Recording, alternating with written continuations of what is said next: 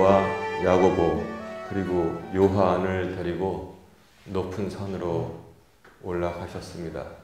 그래서 하나님께 기도드리는데 거기서 보니까 모세와 엘리야가 하나님의 허락을 받고 그 높은 산에 내려와서 예수님과 더불어서 이야기하는 것을 베드로와 야고보와 요한이 보았습니다.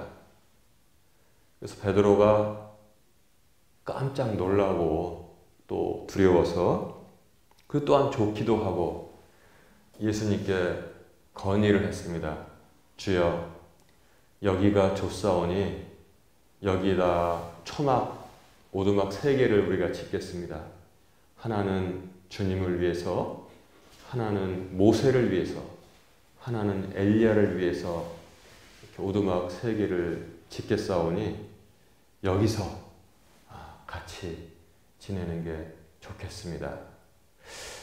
이해가 갈 듯하고 또 엉뚱하기도 한 제안을 베드로가 했지만 그러나 주님께서는 세상에 다시 내려가야 한다는 것을 말씀해 주셨습니다.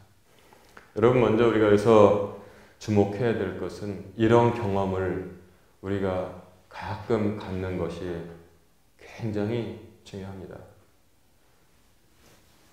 주님과 동행하고 굳이 제가 산이라고 말씀을 드리지 않더라도 예를 들면은 이와 같이 예수님은 높은 산에 가셔서 이렇게 기도 드려서 충전되고 또 은혜가 충만하여졌는데 우리도 역시 그러한 경험을 갖는 것은 우리의 믿음의 인생을 위해서 굉장히 중요합니다. 그래서 제가 지난번에 말씀드린 것 기억나시죠?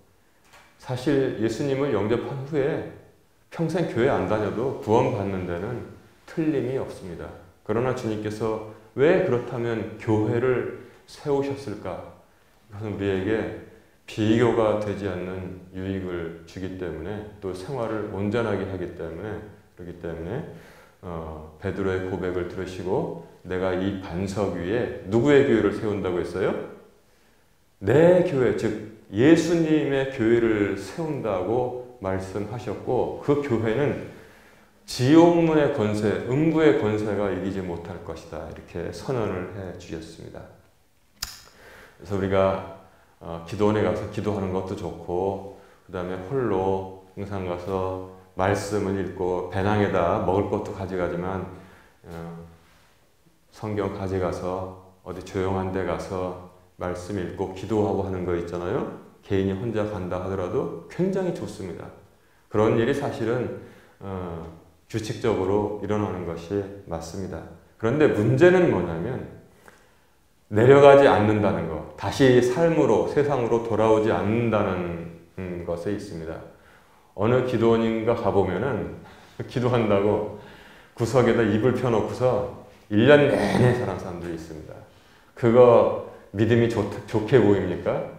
대단히 건강하지 않은 그러한 신앙 생활인 것입니다. 교회에서 1년 내내 살아요. 그것도 대단히 건강하지 않은 삶입니다. 주님께서 정하신 날에 주님의 교회에 와서 말씀을 듣고 무장하고 또 세상에 나가서 힘있게 살고 또 그것이 계속 꾸준하게 반복되는 것이 가장 건강한 신앙입니다. 그런데 다시 내려오는데 근데 제자들이 보니까 예수님의 옷이 얼마나 빛이 나는지 감히 두려워서 쳐다볼 수가 없을 정도가 되었겠죠. 만약에 여러분 생각해 보세요. 제가 지금 여기 서 있는데 제 얼굴이, 모세는 얼굴이 빛났어요. 얼굴이 환하게 빛나면 여러분 저하고 눈 맞추면서 이렇게 오래 얘기할 수 있겠습니까? 만약에 제 얼굴이 확 빛나면 신비로운 현상이 있다면 그러지 못할 것입니다. 모세도 역시 비슷한 경험을 했죠. 우리가 그래서 이 말씀을 읽으면서 출애굽기 34장에 있는 그러한 말씀들을 다 찾지는 못하더라도 연상을 할 것입니다. 모세도 산에 올라가서 하나님을 배웠을 때 하나님께서 너는 저 바위 틈에 들어가서 숨어 있어라. 내 얼굴을 보고 살아남을 자가 없다. 그래서 숨었더니 주님께서 그 앞으로 지나가서 하나님의 옆과 뒤를 보았다고 성경은 기록하고 있는데 하나님을 만나고 내려왔을 때 모세는 얼굴이 해같이 빛나니까 그 말썽 많고 반역 잘하는 그 백성들이 감히 모세를 똑바로 쳐다볼 수가 없었다고 전하고 있습니다. 그 사람들 특기가 뭡니까? 뒤에서 수군거리는 거, 그 다음에 툭 하면은 돌 들어서 모세한테 던지는 아주 특기가 있는 사람들이었는데 모세 얼굴이 빛나니까 모세 얼굴을 감히 똑바로 쳐다보지도 못했어요. 우리가 생각을 해봅시다. 구약의 모세는 얼굴이 빛났는데 신약의 예수님은 왜 옷이 빛났을까요? 얼굴 빛나는 게 좋아요? 옷 빛나는 게 좋아요? 나 어저께 이 말씀을 또 묵상하면서 성경처럼 기가 막히게 정말 앞뒤가 다 맞고 틀린 것이 하나도 없는 책이 세상에 없구나 그 생각을 했습니다. 모세는 하나님이 아닙니다. 모세는 피조물이에요. 모세는 근본이 하나님과 같을 수가 없습니다. 그래서 모세는 그 몸이 얼굴이 빛났던 것이고 예수님은 누구십니까? 주는 그리스도시요 살아계신 하나님의 아들이시고 또한 근본 하나님과 본체가 같으시나 동등됨을 취할 것으로 여기지 아니하시고 오히려 자기를 비워 종의 형체를 갖추시고 죽기까지 순종하셨다고 했습니다. 본체가 하나님과 같으시기 때문에 이미 얼굴이 빛날 필요가 없는 것입니다. 그 위에 걸치고 있는 옷이 그래서 빛나게 되었다 이렇게 생각하는 것이 맞습니다. 그러니까 그거 다른 이유가 거기 있거나 성경은 얼마나 말을 설명하지 않지만 설명은 목사가 하는 거죠. 다 그렇게 깊은 뜻을 우리에게 계속 전해주고 있는 것입니다. 그런데 이것을 잘못 해석해서 여러분 그 미켈란젤로의 모세상이 있거든요. 미켈란젤로 시내산에서 내려온 모세가 의자에 앉아서 아주 이 십계명판을 딱 들고 있는데 머리에 뭐가 나 있어요? 머리에 뿔이 나 있어요. 머리에 뿔이. 근데 시내산에서 내려온 모세가 얼굴이 빛났다고 하는데 그 당시 사람들은 성경을 바르게 해석하지 못했습니다. 그래서 얼굴이 빛나다는 카란이라는 뜻인데 카란. 근데 이제 지난번에도 말씀드렸지만 히브리어는 자음만 쓴단 말이에요. 자음만 쓰고 모음은 자기들이 넣어서 읽는 거란 말이에요.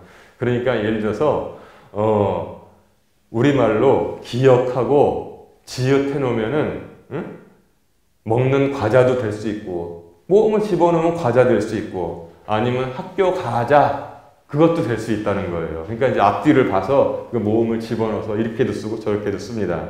근데 이 카란에서 이 자음만 떼어내니까 뿔이라는 케렌하고 똑같아요. 그러니까 모세가 거기 올라갔다 와서 뿔이 났구나 이렇게 해석을 해서 그거를 그 성경을 보고 미켈란젤로는 머리에 뿔이 난 모세를 이렇게 조각을 해서 딱 전시를 했는데 그것이 성경을 잘못 해석한 아주 좋은 예가 된다 이렇게 우리가 볼 수 있어요. 그래서 그 산에서 모세와 엘리야와 이야기를 하셨는데 여기서 모세는 무엇이냐면 제가 몇 주 전에도 말한 것처럼 모세 오경 율법을 하나님으로부터 받아서 십계명 사람들에게 전한 사람이고 엘리야는 여러 명의 선지자가 있었지만 엘리야가 대표하여서 하나님의 말씀을 그때 받아서 백성들에게 선포했던 것을 대표하고 있는 것입니다. 그래서 구약의 중심 인물들과 이제 예수님께서 신약에서 복음을 전하신 말씀이 즉 복음이 육신이 돼서 내려오신 예수님이 그 산에서 같이 대화를 하신 것입니다. 제자들이 거기가 좋다고 했지만 내려왔습니다. 내려왔더니 이게 무엇입니까? 산에서 내려오자마자 문제들이 많이 있었습니다.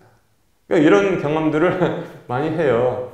기도원에 올라가서 하나님께 간절히 기도드리고 우리가 지금 우리 가정이 지금 예를 들어서 남편이 많이 아파요. 아니면 남편이 실직을 했습니다. 아니면 요새는 무슨 시즌입니까? 무슨 뭐지? 학력고사 본다고 교회고 절이고 지금 막 가서 막 무슨 뭐 100일 기도회 막 하잖아요. 애타는 부모들의 마음이죠. 그 문제 해놓고 기도하고서 내려왔더니 집안이 평안하고 좋을 줄 알았더니 세상에 문제가 더 생겨 있어요.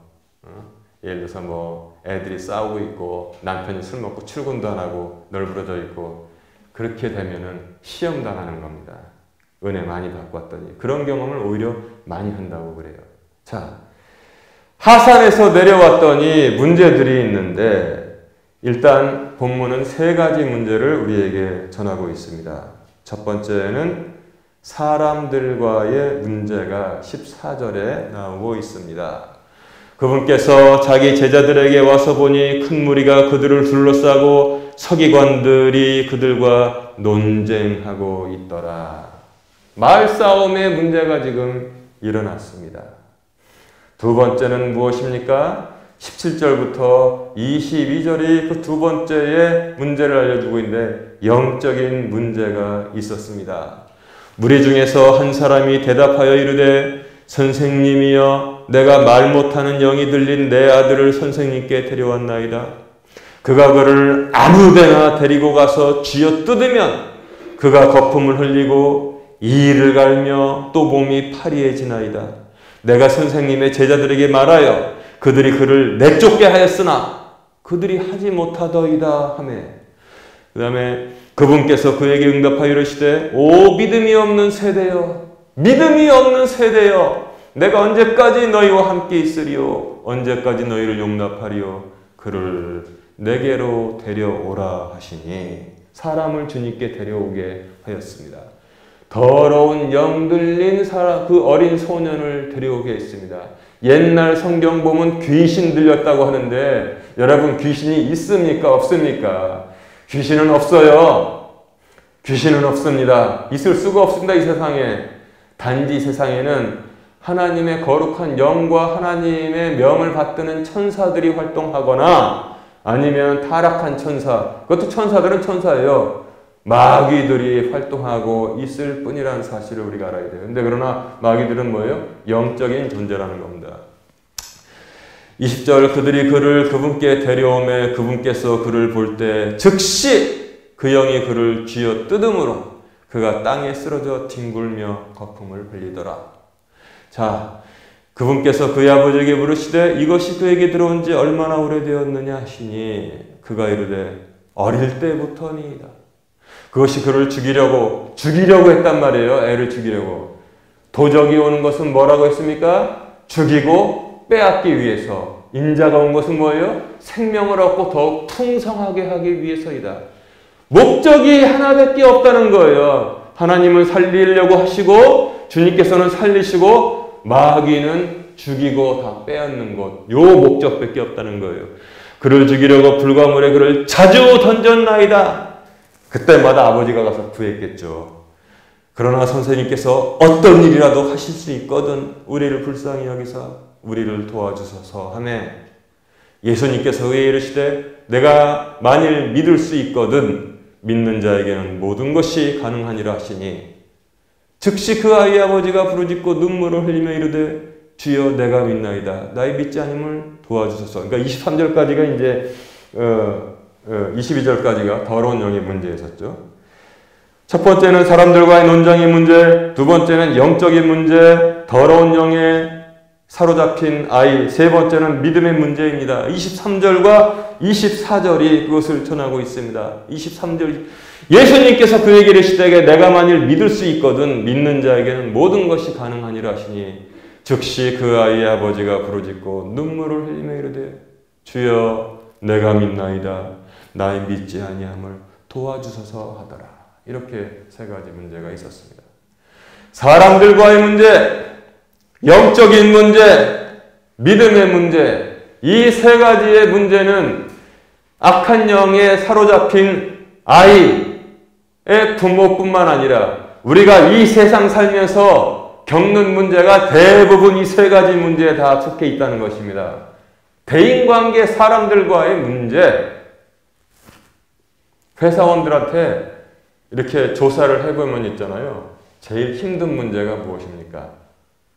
뭐 같아요? 업무가 어려워서요? 월급이 작아서요? 아니요. 건강이 안 좋아서요? 모든 회사의 직원들이 제일 많이 쓰는 문제가 뭐냐면 대인관계 문제라는 거예요. 대인관계 문제. 부장과의 문제, 밑에 대리가 말을 들어서 문제, 또 동료 과장이랑 경쟁하느라고 감정 싸움하는 문제. 대인관계, 사람들과의 문제입니다. 두 번째 문제는 심각한 문제인데, 사람을 죽이는 문제인데 대부분 모르고 있는 문제가 바로 영적인 문제입니다. 세상 사람들은 아예 알지도 못하고 끽 해봐야 뭔가 잘못된 일이 자꾸 일어난다 그러면 귀신이 있나 보다, 손타나 보다 해서 어딜 찾아가요? 하얀 깃발, 빨간 깃발 대나무에다 해놓은 집에 가서 비나이다 한단 말이에요. 산에 올라가서 비나이다 한단 말입니다. 더 죽이는 거예요, 그게. 한 귀신 쫓아내려고 더 악한 귀신 7을 만나러 지금 발을 들이고 있는 무서운 일이 지금도 세상에서 일어나고 있다는 것입니다. 영적인 문제입니다. 더러운 영이 우리 크리스찬의 속에도 들어갈 수가 있습니다. 사람을 번민하게 만들고, 사울 보세요, 사울. 하나님이 택해서 사무엘로부터 기름 부음을 받았습니다. 그런데 주님의 말씀을 지속적으로 어기고 업신 여겼습니다. 말씀을 경홀히 여겼습니다. 그랬더니 하나님께서 그의 위를 빼앗아 다윗에게 준 다음에 악한 영이 부리기 시작했다고 했어요. 그랬더니 뭐든지 트집이야. 뭐든지 시비. 그 회개하다가도 다윗아, 내가 너를 죽이려 했는데 너는 살렸구나. 다윗아, 미안하다. 눈물로 다시는 안 그렇게. 그리고 또 나타나면 또 참들어가지고 또 흔들려. 뭐든지 시비, 뭐든지 불만, 뭐든지 불안. 이게 바로 마귀가 그 안에 들어가서 완전히 사로잡은 사람들의 특징에서 난다는 겁니다. 고린도 교회에서도 보세요. 파당 짓기 좋아하고 쑥은쑥은, 심지어 사울이 쑥은쑥은 거리는 자들이라고 그렇게 표현했잖아요. 사로잡히면은. 그리고 또 뭐냐면 평안과 기쁨 중에 살지도 않아요. 그 사람 말들은 뭐든지 망할 것 같아. 항상 불안해. 항상 불안합니다.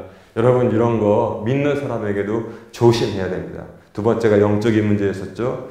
세 번째가 믿음의 문제. 제자들도 믿음의 문제를 가지고 있었습니다.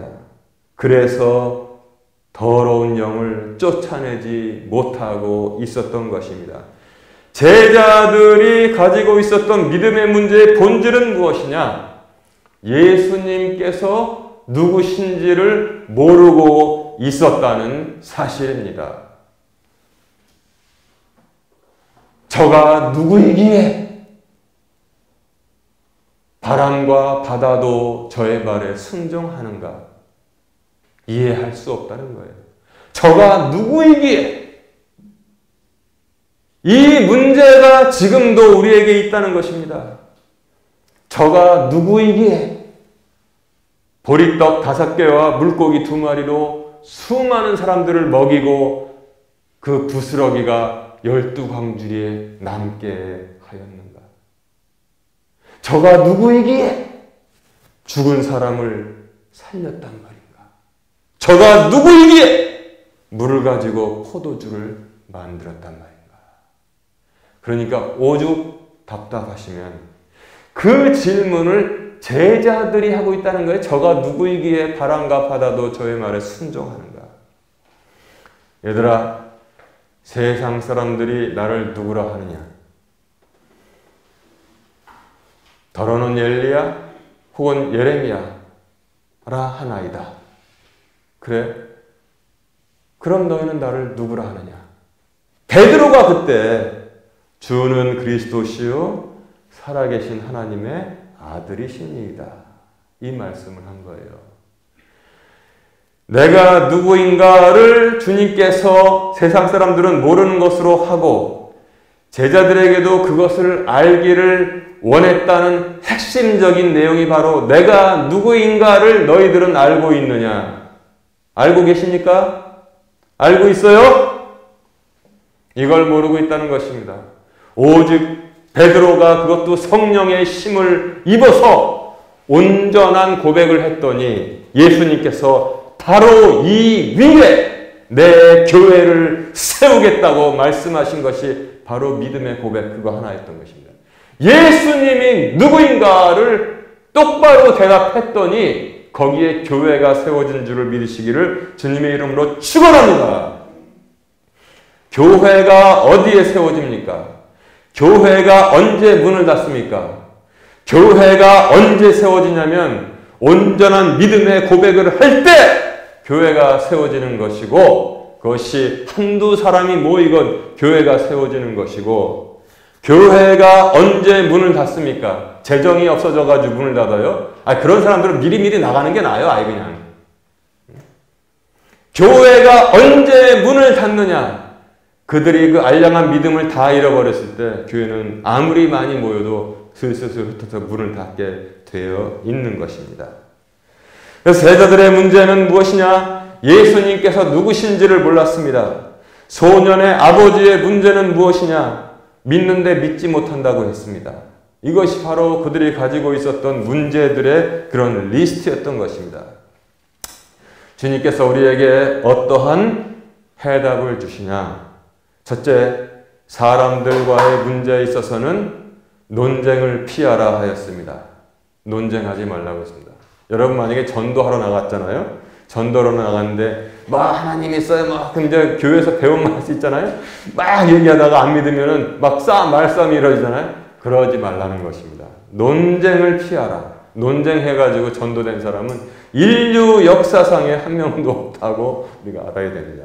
그리고 사람들과의 문제에 있어서는 주님께서 알려주신 것, 논쟁을 피하라는 바울이 말했고 주님께서 직접 알려주신 것은 무엇이냐?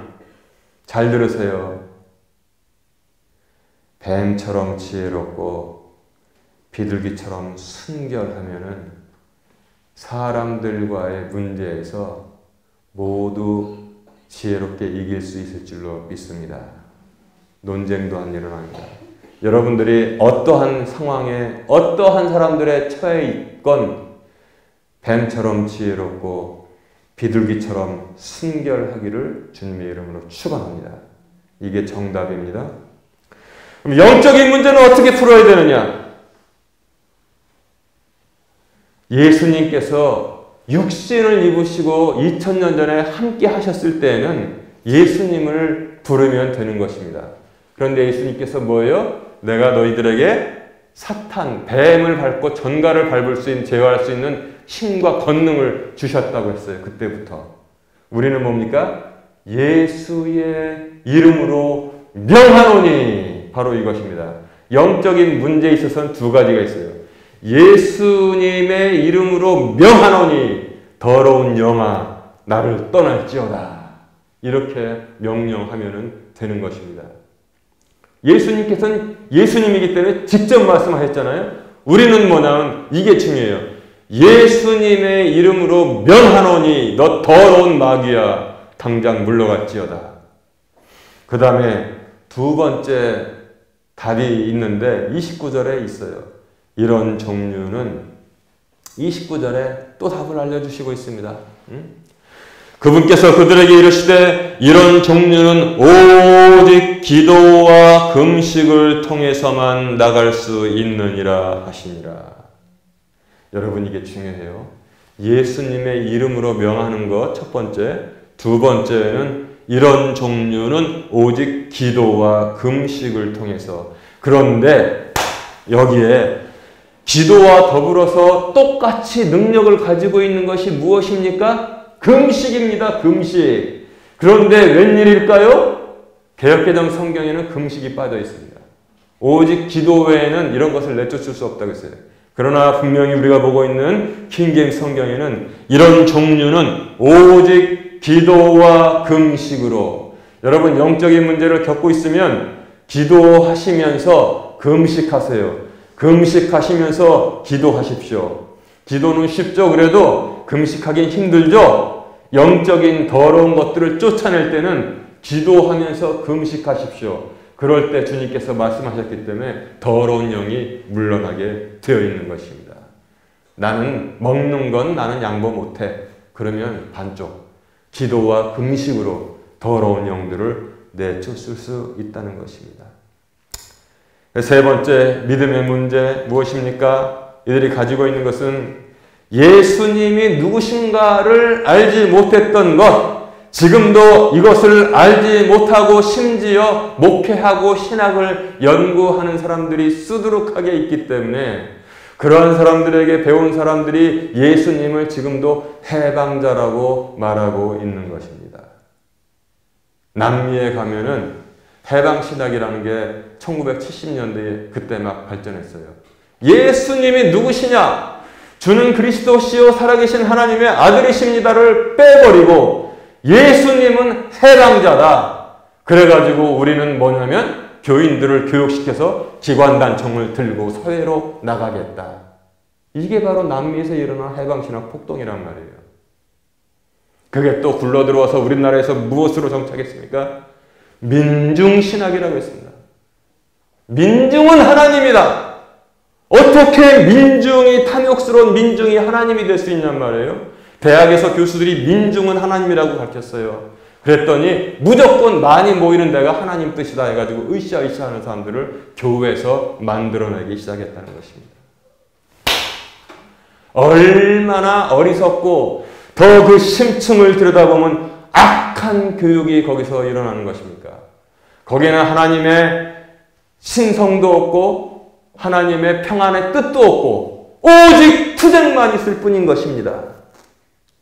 이 잘못된 신앙 고백을 통해서 사람들이 망가져 갔습니다. 교회가 망가져 갔습니다. 그 다음에 또 잘못된 신앙 고백이 하는데 이거는 잘못됐다기보다 정말 우리의 신금을 울리는 딱 내기네 이런 사람들이 많이 있을 거예요. 아이의 아버지가 말하고 있습니다. 주여 내가 믿나이다. 믿는데요. 나의 믿지 아니함을 도와주옵소서. 믿는데 믿지 않고 있어요. 이거 양다리거죠. 이것을 보고 수학자가 만약에 본다면은 저건 모순이다 그럴 거예요. 주님 A입니다. A. A인데 A가 아니에요. not A예요. 수학 시간에 그렇게 가르친단 말이에요. A인데 not A입니다. 모순이라고 보겠지만 그러나 우리는 이것이야말로 우리들의 신앙 고백, 우리들의 믿음 상태다라고 생각할 것입니다.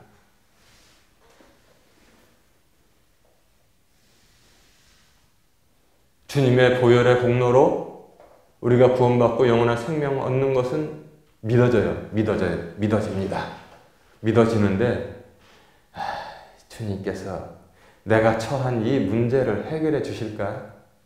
그거는 안 믿는 거예요. 이상하게 큰 거는 믿는데 내 생활에서 함께 하시고 내가 처한 이 상황, 이 어려운 상황, 이 불편한 상황, 우리 가정에 있는 이 어려운 상황, 불편한 상황을 주님께서 해결해 주실까? 그거는 내 병을 치료해 주실까?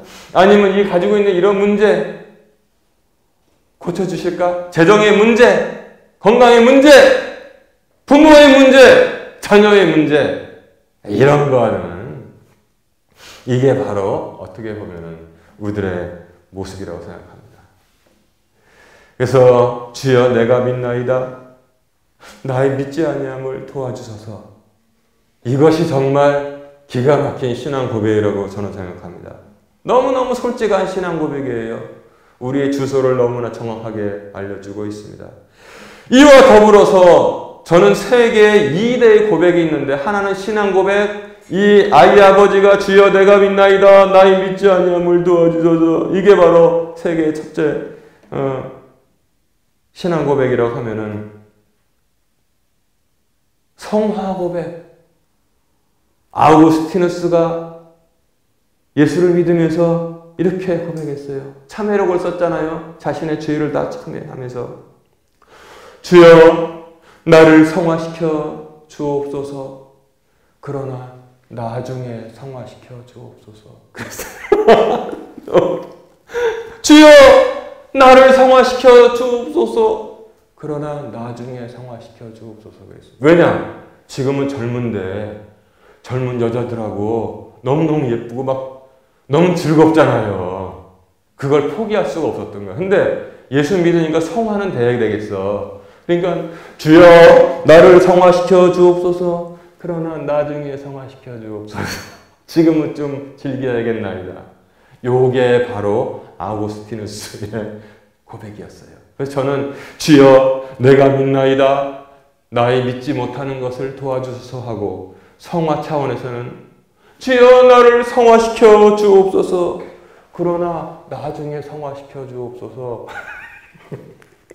요게 진짜 딱 인류 2대라는 고백이 아닌가 싶단 말입니다. 우리의 주소가 지금 여기에 대부분 거하고 있으니까 그러니까 문제죠. 근데 여러분 성화는 걱정하지 마세요. 믿음입니다. 믿음. 성화는 언제 완성되냐면 사람들이 착각을 해서 살아있는 동안에 성인이 되려고 그래요.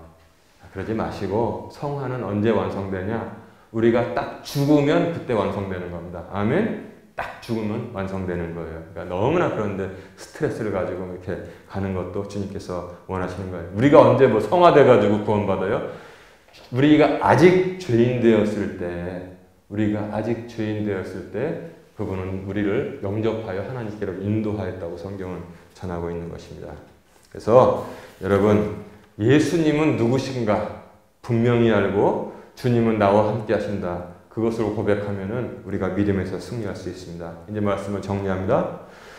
무능한 제자들의 모습과 모순 같지만 갈급한 소년의 아버지. 그들의 믿음의 고백은 예수님의 제자들은 예수님은 누군가를 몰랐어요. 그러나 갈급한 소년의 아버지는 믿어요. 그런데 믿지 못하겠습니다. 믿습니다. 믿지 못하겠습니다. 이걸 가지고 있었습니다. 우리는 어떻습니까? 우리가 온전하게 말씀을 들으면 사람들과의 문제도 논쟁 피하고 뱀처럼 지혜롭고 비둘기처럼 순결하면은 우리가 다 답을 얻을 수 있습니다. 영적인 문제, 예수님의 이름을 힘입으세요. 예수님의 이름으로 기도와 금식으로 그 문제를 해결할 수 있습니다. 세 번째, 믿음의 문제, 가장 중요한 것인데 예나 지금이나 우리는 믿음이 없는 세대로 살고 있고 믿음이 없는 세대 안에서 살고 있습니다. 무엇입니까? 예수님은 누구신가를 분명히 여러분 신앙 고백하시기 바랍니다. 예수님은 누구신가? 예수님은 누구신가? 그리고 그 예수님을 여러분들이 신뢰하고 믿고 신뢰한다면, 매 순간 신뢰한다면 여러분 평안 누릴 수 있습니다. 어떤 상황이 닥쳐와도 평안 누릴 수 있습니다. 예수님은 풍랑이는 바다에 거룻배 조각배 위에 고물에서 800에 하고 누우셔서 잠드셨던 분이 예수님의 평안입니다. 예수님이 분명히 말씀하셨습니다. 나의 평안을 너희에게 주노라 그랬어요. 우리는 예수님의 평안을 받아서 살게 되어 있고 그것이 주님이 원하시는 것입니다. 예수님의 믿음을 떠나면 자꾸 불안하고 자꾸 두렵습니다. 우리가 믿음 없는 세대의 하나로 살아서 마귀가 이거 까불리는데 이리 날리고 저리 날리고 고통당하고 살 수밖에 없습니다. 이것은 직분이 필요 없습니다. 평안이 없는 목사가 있습니다. 두렵고 불안한 장로가 있을 수 있습니다. 맨날 시달리는 권사들이 있습니다. 그러나 주일학교 아이가 평안을 누릴 수 있습니다. 여러분 이것은 주님 앞의 믿음은 세상의 것 다 벗어놓고 아무것도 아닙니다. 아무것도 아닙니다. 목사가 불안에 떨면 그 교회가 얼마나 저기하겠어요. 만약에 어떤 목사가 있다고 칩시다. 그 사람 교인 수에만 연연하고 그냥 막 전도하라고 북치고 사면 항상 불안해요.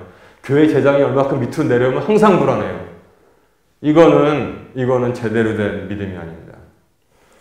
그리고 모범을 보여야 될 사람들이 그냥 가정에서 이리저리 시달리고 사회에서 회사에서 휩쓸리고 정말 힘듭니다. 이거는 주님께서 원하시는 것이 아닙니다. 그래서 여러분 차 몰고 다닐 수 있죠? 차 타고 다닐 때 어떻게 우리가 이 차가 지금 얼마나 속도가 빠른가 알 수 있습니까? 앞에 속도계 보면 다 나와요. 믿음의 바로미터는 오늘 고기압인가 저기압인가는 뭐예요? 바로미터로 다 볼 수 있잖아요. 믿음의 바로미터는 평안이라는 사실을 제가 오늘 마지막으로 말씀드립니다. 나는 믿음이 강하다. 다 필요 없습니다. 여러분이 지금 어떠한 상황에서도 나는 예수님을 신뢰하고 평안하다. 그럼 지금 믿음이 강력하게 일하고 있는 것입니다. 이 상태가 좋습니다. 이 상태가 좋습니다. 지금 수술대 위에 올라가서 의사들이 딸그락딸그락 메스를 준비하는 소리를 들으면서 평안하다. 굉장히 위중한 수술인데 평안하다. 그거는 주님께서 함께 하시는 믿음을 가지고 있기 때문에 그렇습니다. 여러분들 가정의 재정이 지금 좀 불안한 것 같은데 다음 달 어떻게 메꾸지 하는데 평안하다. 그때 믿음이 일하고 있는 것입니다. 여러분 집에 금고에 5만 원권이 그래 꽉꽉 차 있어서 숨을 못 쉬고 있는데 불안하다. 그 사람은 불안한 겁니다. 믿음이 전혀 없기 때문에 그런 것입니다. 매일매일 건강보조제 먹고 헬스클럽 나가서 뛰는데 무슨 뉴스 들으니까 암이 생기고 뭐가 불안하다. 그 사람은 불안한 것입니다. 여러분 평안을 누리라고 제가 말씀드린다고 해서 평안 누리지 못합니다. 우리 안에 있는 믿음이 진실한 믿음, 예수님은 누구신가? 예수님이 이런 문제들 해결할 수 있는가를 확실하게 믿을 때, 믿고 그 다음에 트러스트, 신뢰할 때, 지금도 함께 하신다는 걸 신뢰할 때, 그 문제가 어떠한 문제이든지 평안할 줄로 믿습니다. 바로 평안은 우리들의 믿음의 척도라는 사실을 잊지 마시고 오늘 사람들과의 문제, 영적인 문제, 믿음의 문제 오직 말씀대로만 해결하는 주님의 복된 성도들 되시기를 주님의 이름으로 축원합니다.